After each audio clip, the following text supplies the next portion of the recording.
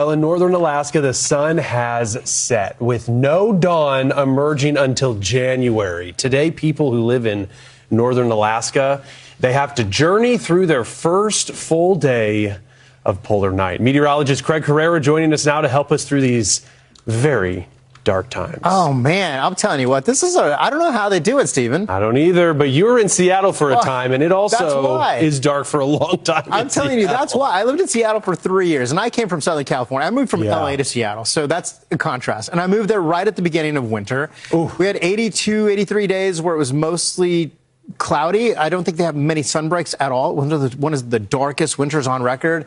If you don't get sunlight, my friends, there is such a thing called SAD, seasonal affectiveness disorder. And I'm a pretty happy guy. It was a tough go. Don't get me wrong, I love Seattle.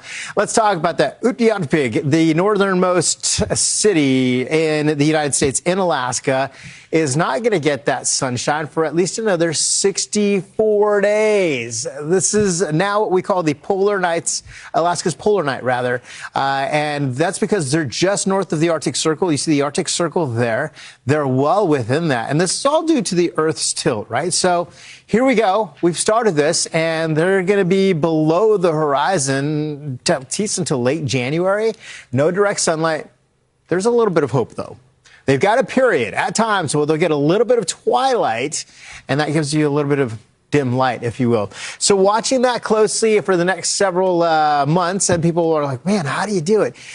To Stephen's point, people are losing light all across the lower 48 as well. In fact, as we look ahead to the amount of moisture that we've lost, or sunlight that we've lost, rather, that sunlight has continued to be a story for us, that we're losing that, especially for the northern tier. So for the month of November, we've already lost about 70 minutes of daylight for the northern tier. The southern tier, about 30 minutes of daylight. Oftentimes people are like, oh, the days are getting shorter. Well, they're not really getting shorter. It's just that you don't have as much sunlight, right? The days are still the same. You still have the same amount of time in a day. When we look at the winter ahead, look at the amount of daylight that we start to lose with the sun going down earlier, coming up later. It's dark. You're like, man, where's the sun? You wake up in the morning, you're waiting for it. The northern tier will lose 3 to 4 hours from the Pacific Northwest all the way across portions of the Midwest, clear over into the New England area as well, and about 1 to 2 hours for the southern tier. So when we talk about this, it's a lot of daylight that we lose, Stephen. The north, as we talked about, not much in the way of sunshine at all. Mm-hmm. Different story somewhere else, though, I guess, huh? I mean, it's crazy that you're always 8 hours, though. But yeah. And then from latitude, you're right. 10 and a half hours down in Miami. It's better than 8, I guess. That's for sure.